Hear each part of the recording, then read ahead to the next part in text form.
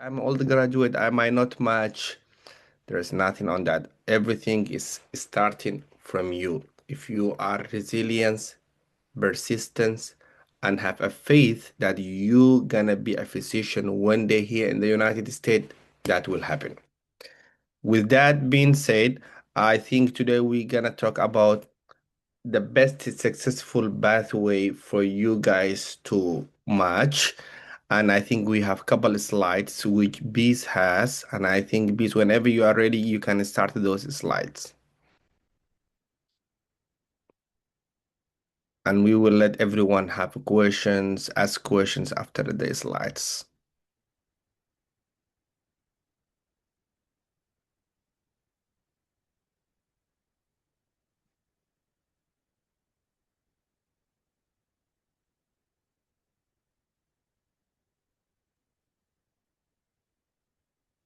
Bees, are you there with us? Okay, if I can show the slides from my end.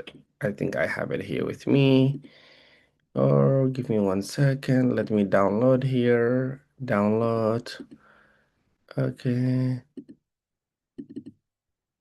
Yep. And then, yep, I can share it with you guys. I hope I am host. I can share. Yep.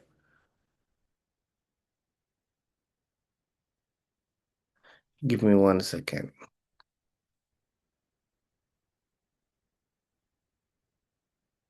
I think they are.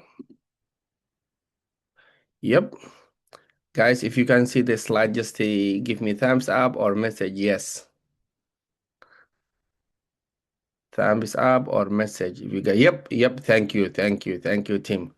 I have a very good team helping me here. Let's, okay, so if that's the case, let's make it, this is bigger. So this is ERAS application review. This is my name. I'm a part of what they call it here, MRAG. MRAG, it is Medicine Residency Advisory Council, which what we do basically is talk to the program, hey, do this, help. I by myself advocate for IMGs, how we can get more interviews to the IMG, how we can get more IMGs to the program. As you guys know, UW, it is a non-friendly IMG program, to be honest with you. For the last maybe 10 years, they have a total of 5 or 6 residents total uh, out of 10 years. Sometimes, for example, last year they interview zero IMG, they took zero IMG, which I was really so angry and I was frustrated. So that's why I'm telling you, my goal is to make sure how we can support IMG and how we can get more IMG to the program. What we're gonna talk today is the resources, timeline, application, components. What is the best strategy for you to get into the match? So this is, I think you guys can find the timeline when the token started, when the application will begin, the residence application submitting around September, and when the programs will start to review your application was September 24. Then from September 24 until around mid-March, that's when the interview goes on. When the interview happen and around mid-March, normally it is like the first 2 or 3 weeks in March, that's when you get the match cycle come, and then that's when you start sub application if you did not match, and then until it will end on May 31st. Uh, Normally, as you see in here, the scores are, okay, let me mute this one. This is just a roughly, and it's not a new, it's like couple years ago. Scores below which programs generally do not grant interview. So if you have like step one below 220, it might be difficult. Some programs to offer for you interviews. Normally, what they do is, hey, we gonna interview step one from 220 and above. If you have like 220, 230, 240s, that's definitely guaranteed. Step 2 CK, normally they look for higher numbers like 230, 240, kind of like that. Uh, but remember, I am talking to you. My step one was 219 or 289, if I remember well. And still, I got couple interviews. So this is not like, hey, this is not like a holy book, Quran or a Bible. This is just what the programs prefer to have over you an interview. So one thing, if you already have the exam and you already have the score, you cannot change. But I will show you what you can change in order for you to get an interview. So this is what I call the lottery application. When you are applying lottery from outside the USA, you want to make sure your picture looks good, your information looks great, everything is well done because you don't want to miss the whole lottery application because your photo was incorrect. This is the same. So whenever you are applying, you start with the photo. You start with the personal statement, letter of recommendation, experiences. Like, do I have a good CV? Even I am talking to you. I used to drive Uber and Lyft, and I added as an experience that I was working as an Uber and Lyft driver. That gave me to interact with other people, to socialize, to be a teamwork. Supplemental, that's only for ophthalmology. You guys don't need geographical preference and program signaling. As you guys know now, there is what we call it signals, which you have, I think, up to 20. Every year they increase, they decrease. I'm not sure what happened to this year, but you can signal the programs that you feel you are 100% qualified. Maybe I live in Chicago and I have Illinois Cook County Hospital or maybe Illinois programs. I want to signal them, tell them, hey guys, I live in here. I am from Illinois.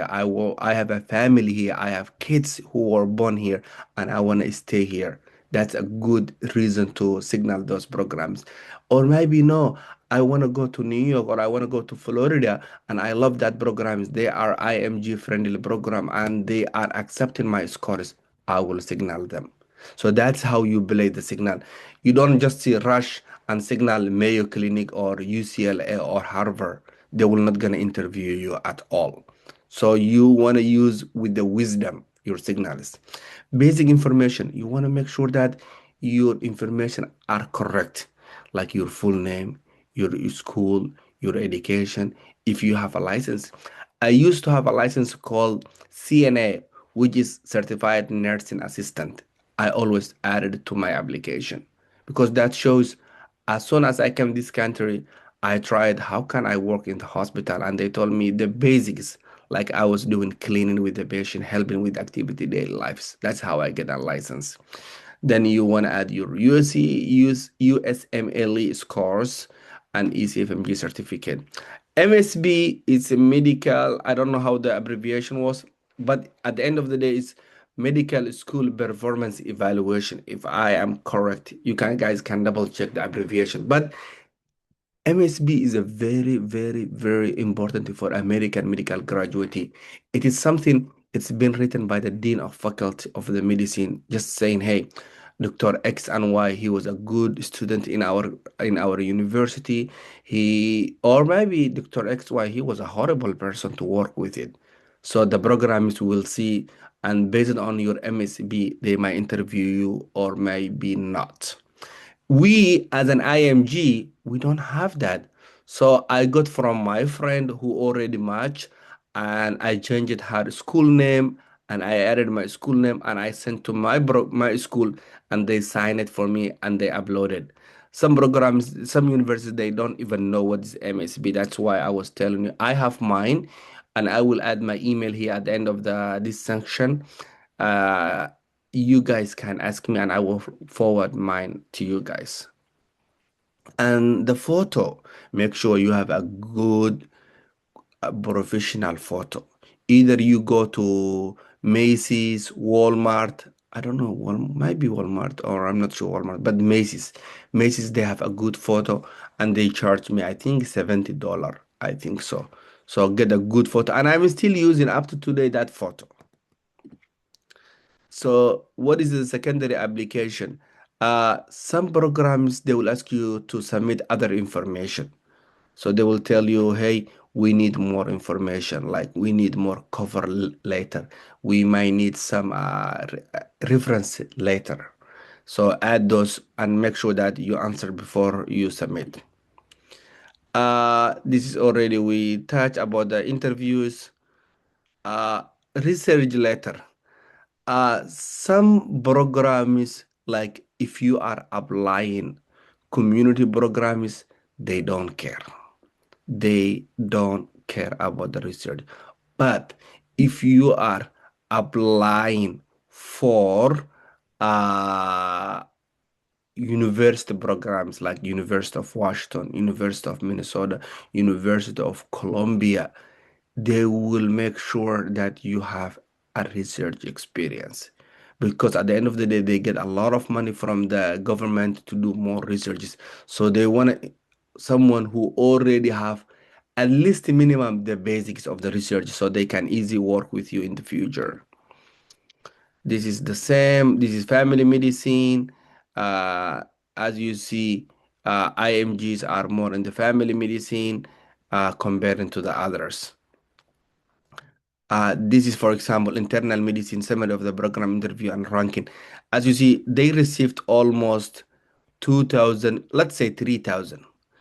They rejected half based on the standardized. And standardized means, hey, they will ask the computer to remove all the people who have, for example, step one below 220.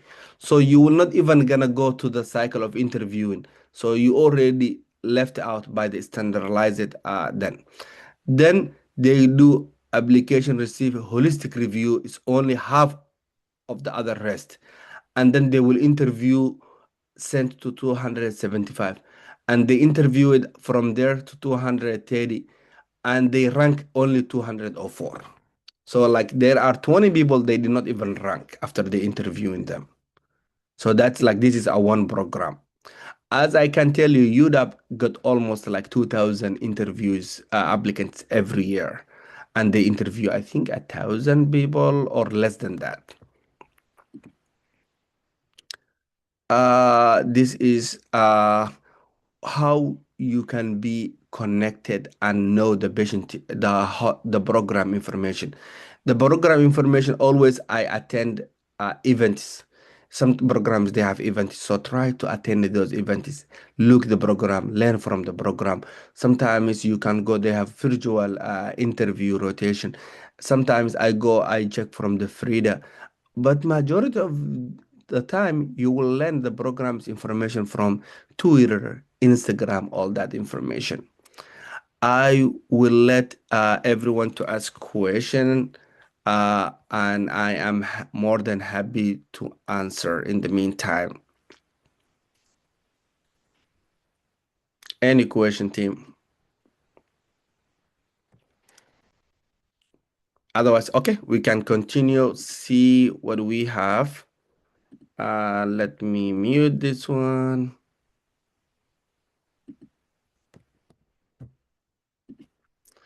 So as you guys know, in the ERAS, in the past, they don't used to have what do you call it, experience.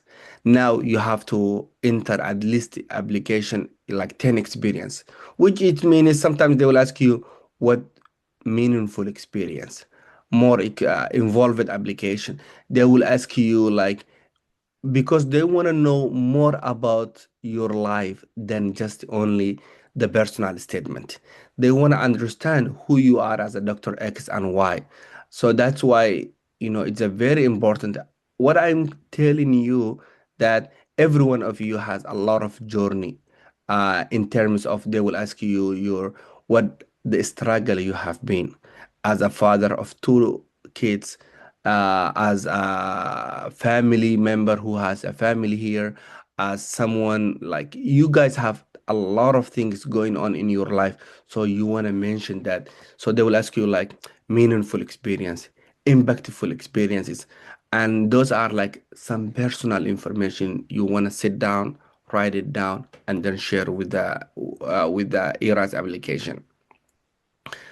And then they will ask you like new experience types. Like some of us maybe we are good. We used to be like a teacher. I used to be a teacher at my school. So you can talk about your teaching, your mentoring, if you have any extracurricular activities. Some of us may be a football player, professional football player, so you can add that.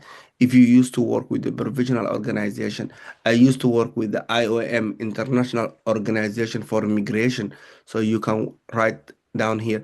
If you used to have a military service in the past, you can add that to your ERAS application. The goal is don't forget to add as much as possible to your ERAS application. And then they will ask you what they call it, the focus drop. It will tell you settings. Is it rural, urban? I always used to select this one, both like in the city and outside the city. Then they will ask you this experience, is this a basic science? Is a health administration, improving access, is a medical education as a teacher, and then you talk for arts, athletes, music, all that. And then, as I said, urban, suburban, rural. As you guys know, like this is the central part of the city, the metropolitan area. This is the rural area, large amount of undeveloped land, like outside the rural area.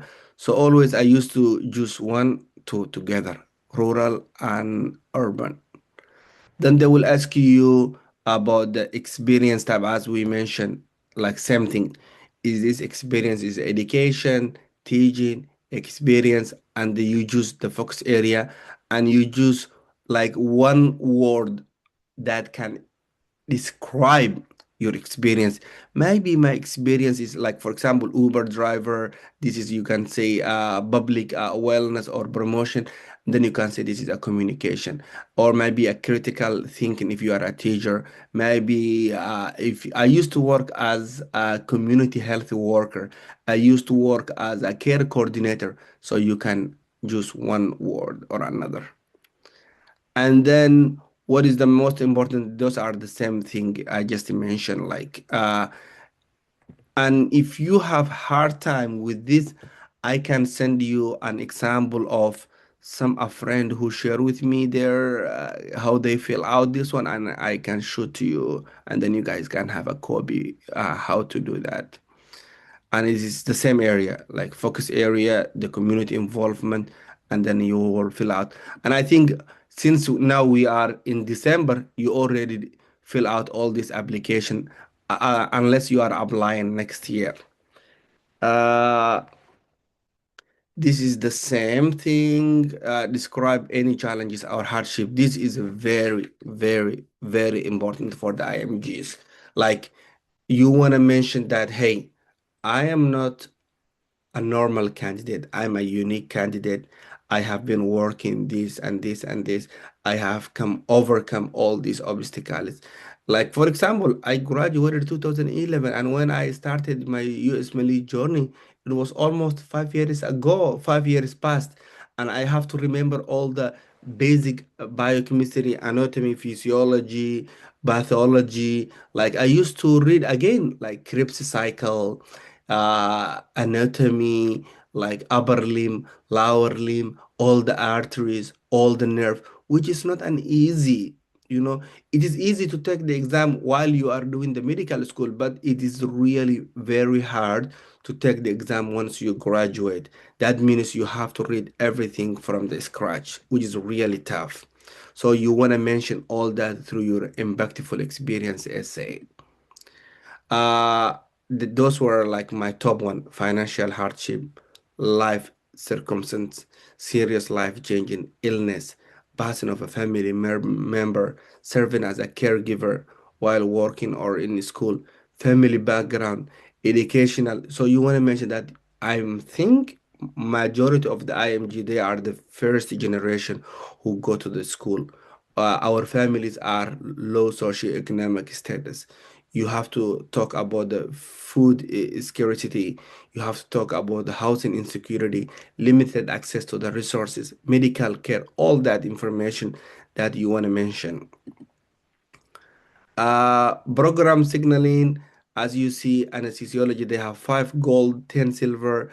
internal medicine, we have 7 signals in the past, but now it's more than that, definitely, I'm sure. This is all the data. As I mentioned, signal is always make sure signal where you live, the state you live is a very, very important. And then the away program is, as I mentioned to you, make sure you are well qualified before you signal them. And this is the way they do here. Washington, this is one region, this is one region, another region, this is one region. So I always used to signal here and here because that's where I did my New Jersey transitional year. This is the same I mentioned. Uh, Whenever you see when you have no signal, your chances for interview is lower, 14%. When you signal the program, you have almost 39%. So if you signal, you get more score, and it's like a geographical preference. Let's say I selected this program, I said this is my hometown, I signal them, I told them geographical preference, I already have opportunity or chance to get an interview almost close to 70%. So if I just say geographical preference, no signal, I have up to the 30% or 29%. Takeaways. Sending signals, it is really increase your opportunity to get an interview. Uh, in state applicant, it always is a very higher likelihood to get. So like if you live in Nashville, Tennessee, and you signal them and you tell them geographical preference, your score to get your chance to get an interview is very higher than anyone else. What you need to do, this is like before even you submit, complete the whole ERAS, make sure you have the observation or research, add your work hours. Some programs they will recommend you to list up to the 15 important experience. So look the programs you are applying, what kind of recommendation or what they are pre-requesting. For older IMG like me, always make sure you have a lot of experiences to add in your life. Uh, Very important is always check your grammatically. I know English, it's not our first language. So what I used to do, I buy a website called Grammarly, and they will charge me like I think $110 every year. That helps me a lot. I use grammatically up to today. Today I'm talking to you, I use it still. So always make sure you add your hobbies, if you have publication, if you have research, those two, if you are applying a university program, it will help you a lot. What you don't want to do and you want to avoid while you are here in USA, plagiarism. You don't want to copy paste someone as same because some programs they might figure out and that's end for you. Uh, Always if you have gap in your application, you have to express and explain. You don't want to hide that gap. You want to tell them, hey, yes, I have been off away from medical school or health field for 3 years because I have been traveling or because I had family issue. So you want to mention that. Don't use too much fancy or tough vocabularies. They know English is not your first language, so just make it simple and easily to read. Final tips. I always tell in order for you to have a successful application to the residence, you have number one, a clinical experience, which either observership or externship. Observership is a majority of it is a free. Externship you have to pay money, and we are working as a TIMGA with the University of Washington to get some externship here at the University of Washington.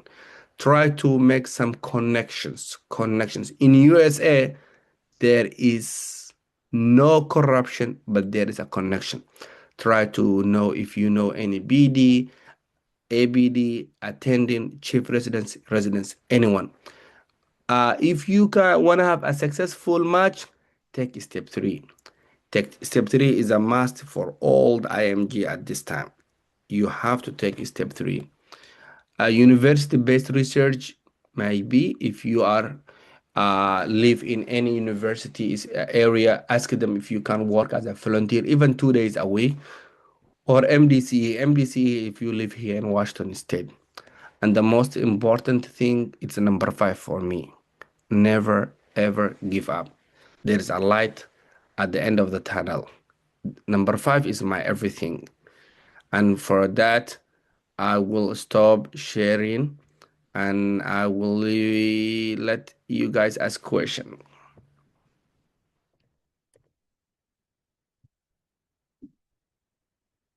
Okay, Dr. Wang said, what job should I do during exam preparation to help my future match? I know UW is hard for IMGs and living in Seattle, that my limit is to cost interviews. I totally agree, Dr. Wang. Couple jobs you can do before a residence. You can work as a medical interpreter. I know you guys speak more than other one language. That helps you to have access to the hospital. Number two, community health worker, care coordinator. Those two jobs, they will let you to use Epic system, which helps you when you start residence.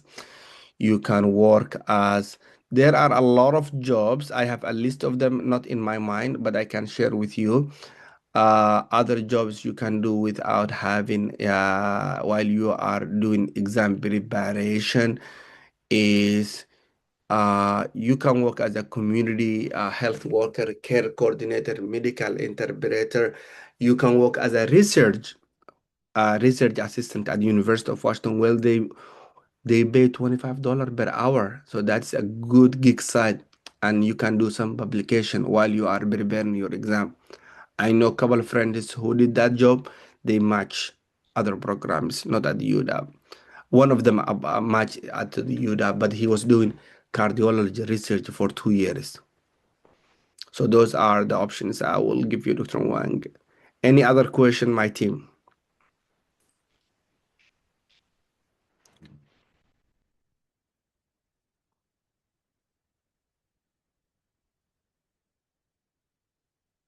You are welcome. You are welcome, Dr. Wang. Thanks.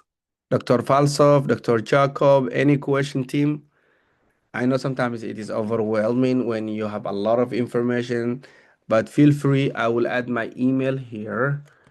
Let's add 10 at email.com.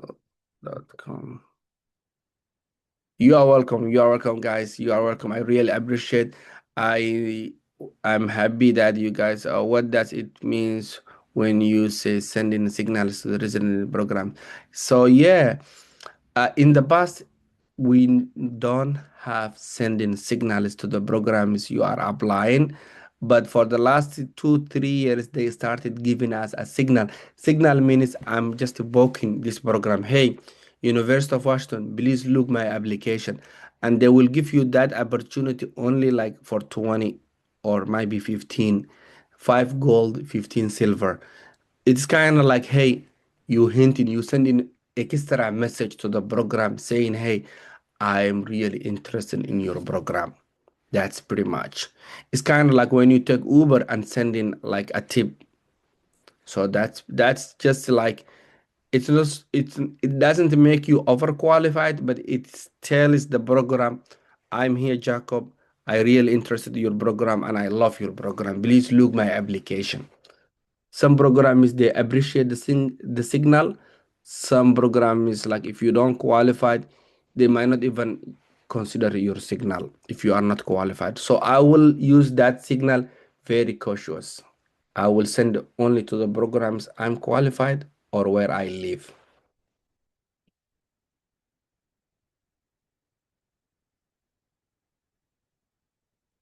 I think, yeah, guys, thank you so much. Thanks a lot. You guys have my email. You guys have B's email. If you guys have any question, always contact us. I wish you all the best. Take care of yourself and see you next week, Monday. Take care of yourself, guys. Peace. Thank you so much.